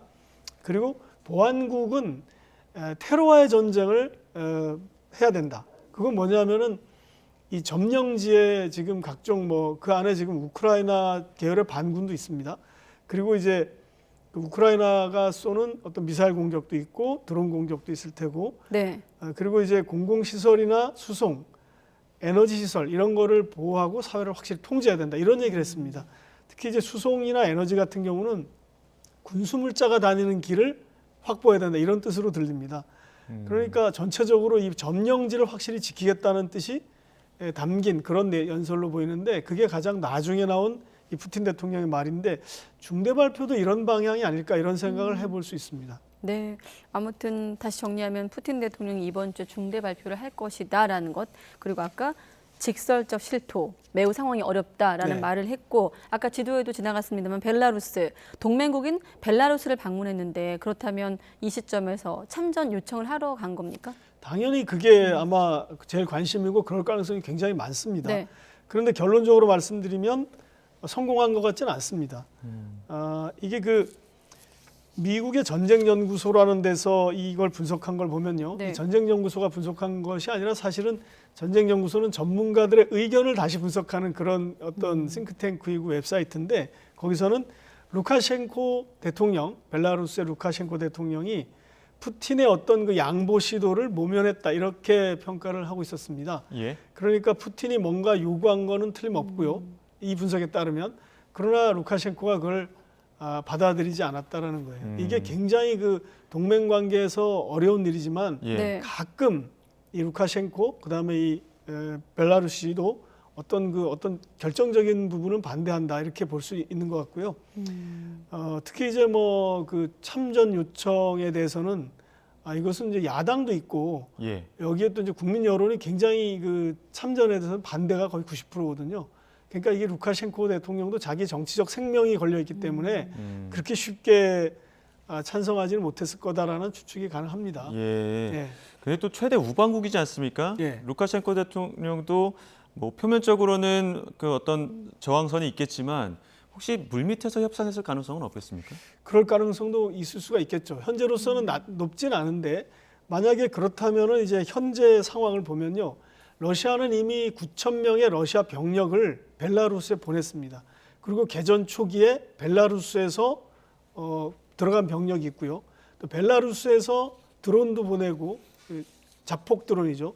드론도 보내고 미사일도 쏩니다. 그러니까 상당히 그 땅을 이미 이용하고 있는 거죠. 벨라루스 영토를. 예. 근데 최근에는 또 군용기 석대를 보내고 공중 조기 경보 통제기도 보냈습니다. 그러니까 계속 뭔가 움직이고 있는 건 사실인데 이것을 물밑에서 했을 가능성은 그렇게 높지는 않은 것 같습니다. 왜냐하면 그 분석가들의 분석은 그렇게 했을 경우에도 이 북쪽에서 그러니까 키우를 직접 공격하는 그런 노선을 택했을 때도 이게 쉬운 일은 아니다라고 보는 거죠. 그러니까 우크라이나가 이미 충분히는 아니지만 대비를 좀 했고, 네. 그리고 거기에 뭐 지뢰를 많이 매설을 해놨고 그런 건데요. 아까 그 지도를 다시 보면 그 지도에서 보면 벨라루스 국경에서 네. 그 키이우까지가 90km입니다. 예. 굉장히 짧은 거리예요. 뭐 시속 90km로 달리면은 1시간 만에 갈 수 있는 네. 거리인데 사실 저기가 도로 사정이 좋아서 한 2-3시간은 걸린다고 합니다. 그런데도 보시면 그 벨라루스와 우크라이나 사이에 그 빨강색과 파란색으로 화살표가 이렇게 맞닿고 있는데 네. 예. 키이우가 그 국경선에서 90km밖에 안 된다는 거죠. 굉장히 어떻게 보면 벨라루스에 가까이 있는 수도입니다. 예. 사실 지금 젤렌스키 대통령도 저기 있는 거죠. 그렇기 때문에 굉장히 첨예한 그런 어떤 관심을 가진 지역인데 실제로 저기서 공격을 하는 것은 쉽지 않을 것이다. 이렇게 보는 게 일반적인 분석인 것 같습니다. 네, 그리고 예. 또 참전을 한다고 해도 예. 지금의 어떤 전쟁의 향방을 바꿀 것인가는 조금 더 뭐 지켜봐야 될 것 같기도 하고요. 맞습니다. 네, 예. 전투력도 고려해야 되고. 자, 이런 분위기 속에서 합병 추진설도 나오고 있고 또 한 가지 실각에 대비해 해외 도피까지 푸틴이 준비하고 있다 이런 설도 있어요. 설? 맞습니다. 이게 말씀하신 그대로 설인 것 같아요. 남미행 노아방주를 만들었다, 준비하고 네. 있다 이런 얘기까지 나왔는데 이건 뭐 조금 거리가 있는 얘기 같습니다. 뭐 치욕적인 패전과 실각에 대비해서 그런 얘기를 하고 있다는데 이 푸틴 대통령의 그러니까 어제 일정 그리고 지난주 일정을 보면 그럴 가능성은 매우 낮다고 보고요. 네. 이게 뭐 계속해서 심리전의 성격이 있고 그런데 이제 이것의 원인은 자세히 보면 푸틴 대통령이 워낙 비밀스럽고 또 그리고 사람들을 암살, 독살 이런 데 많이 관련됐다고 알고 있지 않습니까? 그러다 보니까 너무 신비주의적이고 비밀스러운 이 푸틴 대통령의 정치적 행태 때문에 네. 이런 얘기가 계속 나오는 것 같은데 실제로는 뭐 우크라이나를 러시아가 벨라루스를 합병할 것이다 이런 얘기까지 나왔는데 네. 사실 지금 우크라이나 문제도 복잡한데 벨라루스를 합병한다? 이건 또 다른 문제를 만들어내는 거기 때문에 제가 보기엔 그 가능성은 높지 않은 것 같습니다. 그렇군요. 푸틴 입장에서는 점령지 극도로 어렵다라고 얘기도 했고 표면적으로는 벨라루스도 어떤 상황을 모면하려는 움직임이 있습니다. 지금 이 상황에서 양국이 휴전 협상에 나설 상황은 없겠습니까? 현재로서는 휴전 가능성은 높지 않은 편입니다. 왜냐하면 젤렌스키 대통령이 먼저 땅을 내놔라. 예. 네. 이 점령한 땅을 내놔라 하고 있는데 거기서 물러서지 않습니다. 예. 그런데 사실 푸틴 대통령 입장에서는 그걸 내주면 그럼 뭐하러 전쟁했나 이런 국내 비난에 직면하기 때문에 네. 협상이 되기 어려운 것 같고요. 그런데 다만 이제 제가 주목한 거는 이 키신저 외교 구단이라고 할 수 있는 이 키신저가 굉장히 깜찍한 똑똑한 아이디어를 내놨습니다. 그것은 뭐냐면 네. 아까 그 분홍색으로 표시된 그 점령지를 예. 줄 수도 없고 줄 수도 없고 내놓을 수도 없는 이런 상황인데 그러면 거기를 국민 투표를 하자 이렇게 얘기를 했습니다. 이 아이디어가 왜 똑똑한 아이디어냐면 굉장히 스마트한 아이디어죠. 왜냐하면 거기는 국민 투표를 하면 러시아가 이길 가능성이 꽤 있습니다. 예. 예, 근데 지난번에 했던 국민 투표는 러시아가 그냥 셀프 국민 투표 그냥 해서 통과시킨 거죠. 그런데 진짜 실제로 하면 어떻게 될 것인가? 네. 실제로 해도 우크라이나가 불리할 수 있다는 겁니다. 그러니까 이것을 받아들이느냐 우크라이나가 이건 이제 또 다른 미지수의 별개의 문제인데 그러면 국제사회가 감시하는 공정한 국민투표를 러시아가 제안하면 어떻게 될 것인가? 네. 이런 이제 아이디어를 낸 거죠. 근데 이렇게 되면은 러시아가 점령한 저 지역은 러시아 친러시아계 주민들이 훨씬 많고 과반이 넘는 걸로 알려져 있습니다. 실제로 투표를 하면 러시아에게 넘어갈 가능성이 있는데 서로 이제 우크라이나는 명분 때문에 못 주고 러시아는 당장 주면 정치적 타격을 입을 테니 그럼 시간을 가지고 이걸 투표를 하자 이런 아이디어를 내놨는데 이게 어떻게 될지는 좀 아직 좀 이제 우크라이나 쪽 반응을 봐야 될 것 같습니다. 네, 알겠습니다. 한 시간은 한 3분 정도 남았고 질문은 한 2개 남았는데 자, 우크라이나에서 이렇게 고전하고 있는 러시아, 중국과 동중국해에서 합동 군사훈련을 한다는데 여유가 있는 건지 혹시 일본의 최근에 어떤 반격 능력 보유 선언과 관련이 있는 건지 맞습니다. 질문 이게 사실 러시아가 지금 우크라이나와 전쟁을 고전을 하고 있는 상황에서 네. 이 동북아시아에서는 중국과 해군 합동훈련을 한다는 또 발표가 나왔습니다. 이게 러시아 국방부가 발표한 내용인데 러시아의 해군이 이 블라디보스토크를 중심으로 한 태평양 지역에만 3만 명이 있습니다. 사실 우크라이나와 전쟁을 하는데 해군이 중요한 역할을 하진 않습니다. 그런데 이제 이 동북아시아에서 최근에 일본이 이 반격 능력 보유라고 해서 적기지 공격 능력을 보유한다는 선언을 하니까 중국이 일단 거기에 대응에 나섰고요. 네. 러시아와 다시 합동을 하면서 미일과 중러가 같이 이렇게 맞대응을 하는 그런 양상이 되고 있습니다. 사실 일본의 이 반격 능력 보유한다는 거는 굉장히 중요한 겁니다. 우리에게도. 다만 중국이 군사력을 강화하고 미국이 거기에 대응하려 하고 북한은 계속 미사일을 쏘니까 일본에게 명분을 준 꼴이죠. 그러니까 일본은 그러면 이렇게 나오는 것이 중국 탓이고 북한 탓이라고 하지만 또 사실 그게 일부는 맞고요. 그런데 결국 동북아에서 어떤 그 군비 증강이 계속된다는 거 이것이 굉장히 지금 우리로서는 눈여겨봐야 할 대목이고 관심을 가져야 할 것 같습니다. 네. 군비 증강만큼이나 동북아 지역의 긴장감도 고조될 것 같은데 어떻게 전망하십니까? 그렇죠. 아까 그 지도를 하나 준비를 했는데요. 지도에서 보면은 여기가 이제 그 생각구 열도 네. 갸오이다오라는 섬도 있습니다. 타이완 북쪽에서 한 180km, 150km 가면은 저 섬이 있는데 네. 중국과 러시아 해군이 합동 훈련을 하는 지역에 포함되어 있습니다. 동중국해라고만 했습니다.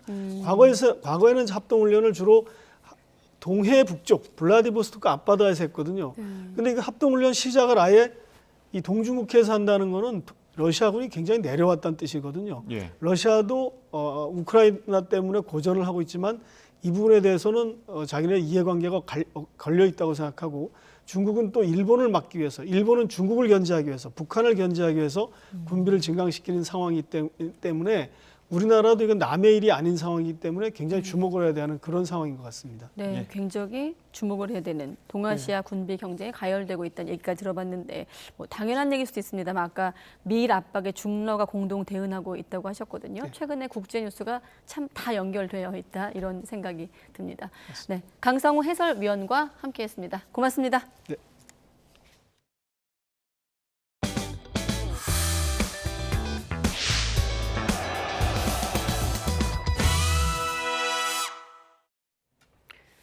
네, 그리고 미국에선 이런 움직임이 있네요. 대선 이후 의회 난입 사태를 조사해왔던 하원의 특별위원회가 트럼프 전 대통령에 대한 형사처벌을 권고하는 최종 보고서를 채택했습니다. 법적 구속력은 없지만 의회 차원에서 전직 대통령의 형사처벌을 권고한 건 미국 역사상 처음입니다. 김진호 기자의 보도입니다.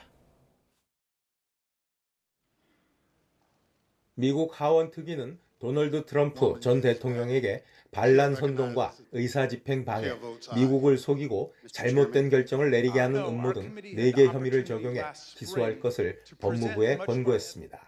Mr. Chairman, I move that the committee favorably report to the House the Select Committee's final report, which includes the committee's legislative recommendations and criminal referrals of Donald J. Trump and others. 1년 반 동안 의회 난입 사태에 대한 진상을 규명하기 위해 관련 인물 1,200명을 인터뷰하고 10차례 공개 청문회를 개최한 뒤 내린 결론입니다. 민주당 7명, 공화당 2명이 참여한 특위는 의회 난입 사태 과정에서 트럼프 전 대통령의 역할과 책임을 추궁하는 데 집중했습니다. The committee believes that more than sufficient evidence exists for a criminal referral of former President Trump for assisting or aiding and comforting those at the Capitol who engaged in a violent attack on the United States. 공화당 내 대표적 트럼프 저격수로 이번 특위에서 부위원장으로 활동한 리즈 체니 의원은 트럼프가 어떤 공직도 맡으면 안 된다고 비난했습니다. No man who would behave that way at that moment in time can ever serve in any position of authority in our nation again. He is unfit for any office. 워싱턴 포스트는 법적 구속력은 없지만 의회 차원에서 전직 대통령에 대해 형사처벌 권고를 결정한 것은 미국 역사상 처음이라는 점에서 의미가 있다고 지적했습니다.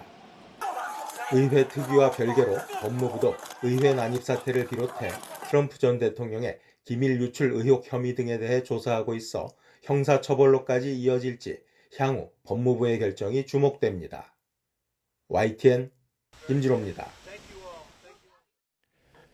도널드 트럼프 전 대통령은 미 하원 조사특위가 법무부에 자신에 대한 기소를 권고한 데 대해 가짜 혐의라고 강하게 반발했습니다. 트럼프 전 대통령은 자신의 SNS를 통해 극도로 당파적인 위원회가 만든 가짜 혐의라며 이미 탄핵의 형태로 다뤄지고 판결도 났다면서 일사부재리를 주장했습니다. 이어 이 모든 일이 자신과 공화당을 떼어놓기 위한 당파적 의도라고 말했습니다. 전 세계 바다와 육지의 30%를 보호구역으로 지정하는 내용의 세계 생물 다양성 협약이 타결됐습니다. 개도국들은 선진국이 재원 조달에 돈을 더 써야 한다며 반발해 적잖은 진통을 겪기도 했습니다. 워싱턴에서 권준기 특파원의 보도입니다.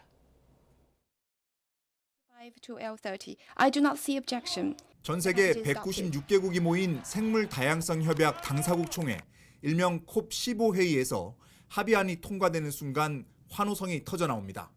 2030년까지 전 세계 바다와 육지 30%를 보호구역으로 정해 관리한다는 30-30 목표를 결론으로 도출한 겁니다. 이를 위해 세계 각국 민관에서 연간 2천억 달러, 우리 돈 260조 원에 달하는 재원을 조달하기로 했습니다. 我再次呼吁大家与我们共同努力，拿出你们的诚意，包容和灵活性，相向而行，尽快达成2020年后全球生物多样性框架。 합의안을 내는 데까지는 적잖은 진통을 겪었습니다. 세계 2위 규모의 열대우림을 보유한 콩고 민주공화국 등 개도국들은 선진국이 더 많은 돈을 내야 한다며 불만을 나타냈습니다. 하지만 총회 의장은 개도국들의 반발에도 새벽 3시 반에 합의안 통과를 강행했습니다. 일부 국가의 불만에도 이번 합의안은 지금껏 가장 강력한 수준의 환경보호 대책으로 평가받고 있습니다. 유엔 사무총장도 콥15 합의안을 반기며 내년에 기후변화를 논의할 새로운 국제회의를 주최하겠다고 밝혔습니다. 지구온도 상승을 1.5도로 제한하기로 한 파리 기후협약을 이대로면 달성하지 못할 거라는 분석에 따라 특단의 대책이 필요하다는 겁니다. They must come with new, tangible and credible climate action to accelerate the pace of change.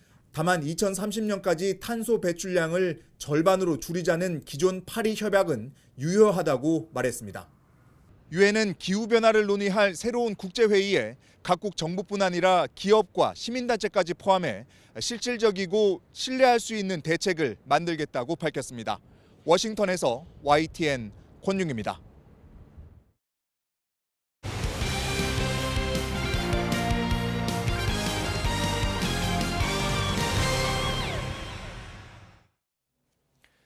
축구에서 강팀은 대체로 점유율이 높습니다. 그렇다면 약팀도 점유율이 높으면 승리할까요?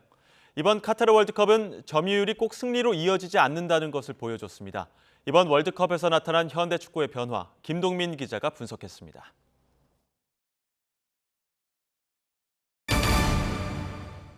강팀은 보통 공 점유율도 높고 경기도 이깁니다. 그러나 늘 그렇지는 않습니다. 우승팀 아르헨티나는 사우디에게 유일한 패배를 당했습니다. 점유율도 높고 슈팅도 많았지만 유효 슈팅 2개를 모두 골로 연결한 사우디는 이길 수 없었습니다. 슈팅 기회가 적어도 그 기회를 골로 연결한다면 약팀도 강팀을 잡을 수 있습니다.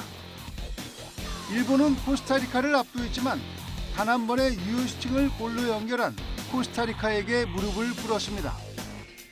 스페인도 일본에게 점유율은 8대2로 앞섰지만 3번의 유효 슈팅을 때린 일본에게 졌습니다. 단단한 수비와 역습의 기술은 필수. 아프리카 팀 최초로 4강에 오른 모로코의 대표적인 특징입니다.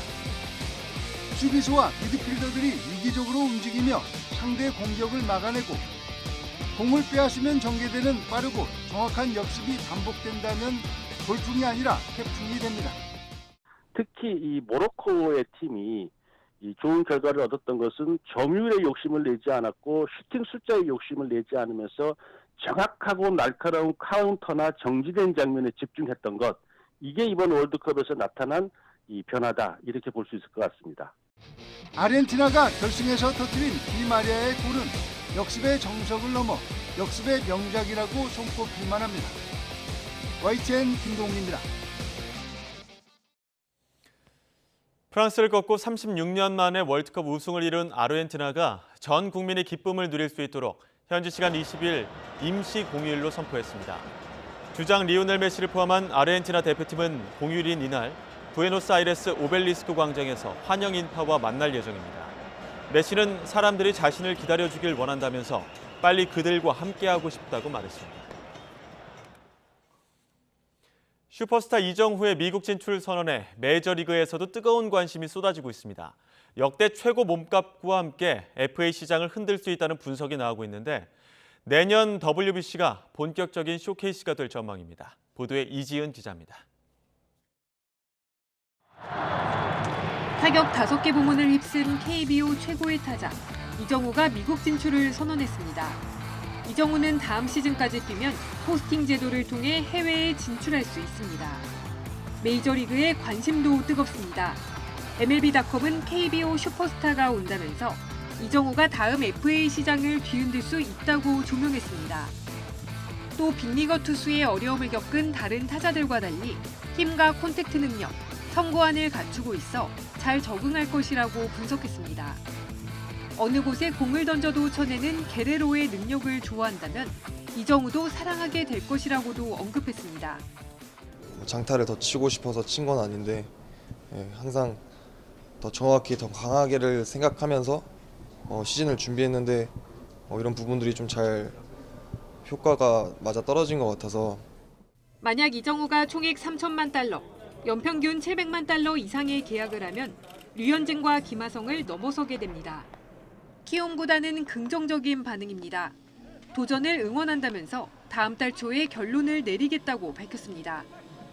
이정후는 내년 3월 열리는 WBC에 태극마크를 달고 출전합니다. 선수라면 그 태극마크가 달린 유니폼을 입는 순간 솔직히 좀 달라지거든요. 준비 잘해서 또 좋은 모습 보여드릴 수 있도록 노력하겠습니다. 이정후가 메이저리그 구단에 자신의 가치를 선보일 수 있을 것인지 쇼케이스가 될 WBC에 관심이 집중되고 있습니다. YTN 이지은입니다.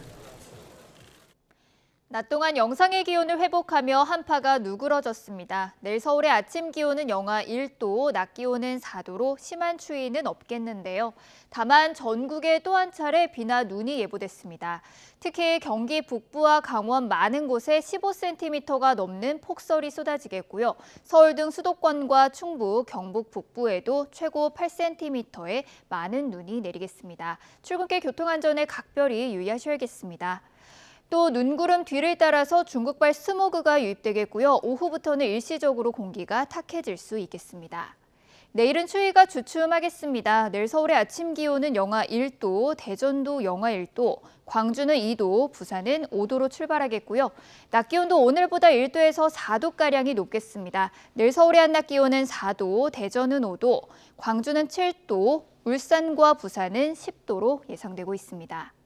모레부터는 다시 강력한 한파가 찾아오겠고요. 추위 속에 서해안에는 눈이 내릴 전망입니다. 지금까지 날씨 정보였습니다. 가장 빠른 종합 뉴스 뉴스큐 마치겠습니다. 이어서 이브닝 뉴스가 방송됩니다. 시청해주신 여러분 고맙습니다.